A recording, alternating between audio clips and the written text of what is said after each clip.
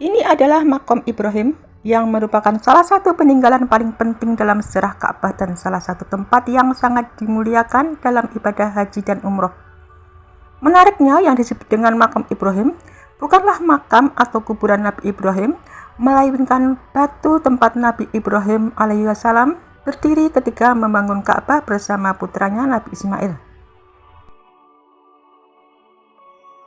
Di dalam batu terdapat dua cekungan berbentuk oval yang diyakini sebagai bekas telapak kaki Nabi Ibrahim. Batu itu sendiri berbentuk kurang lebih persegi dengan ukuran sekitar 50 x 50 x 50 cm dan digambarkan sebagai jenis batu yang relatif lunak. Secara bahasa, maqam memang berarti tempat berdiri atau tempat berpijak. Jadi Maqam Ibrahim berarti tempat berdirinya Nabi Ibrahim. Batu tersebut berada di area Mataf di sekitar Ka'bah Masjidil Haram, Makkah. Saat ini batu dilindungi oleh sebuah struktur transparan sehingga jamaah tetap dapat melihatnya tanpa menyentuh ataupun merusaknya. Kisahnya berkaitan langsung dengan pembangunan Ka'bah. Allah memerintahkan Nabi Ibrahim untuk membangun Baitullah, dan Nabi Ibrahim kemudian melaksanakan tugas tersebut bersama putranya Nabi Ismail. Bayangkan suasananya, sebuah bangunan suci sedang didirikan di tengah lembah Makkah.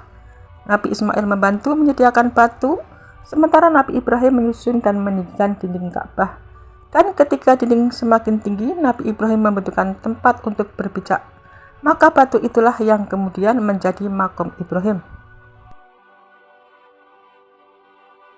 Dalam sejarah Islam, bekas kaki Nabi Ibrahim terlihat pada batu tersebut. Sumber resmi Masjidil Haram menjelaskan bahwa batu itu memiliki dua cekungan awal yang menyerupai bentuk telapak kaki. Karena itulah ketika melihat Maqam Ibrahim, seorang muslim tidak sekadar melihat sebuah batu tua, ia mengingat sosok Nabi Ibrahim yang berdiri di atasnya ketika melaksanakan perintah Allah. Namun ada satu hal yang perlu diperhatikan. Kita tidak boleh menjadikan batu tersebut sebagai objek penyembahan. Yang disembah tetap hanya Allah. Maqam Ibrahim dihormati karena kedudukannya sebagai salah satu syiar dan peninggalan yang berkaitan dengan Nabi Ibrahim.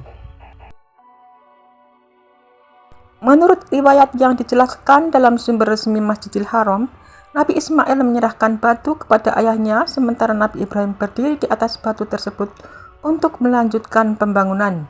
Dan ketika bagian Ka'bah semakin tinggi, batu itu digunakan untuk membantu menjangkau bagian atas bangunan.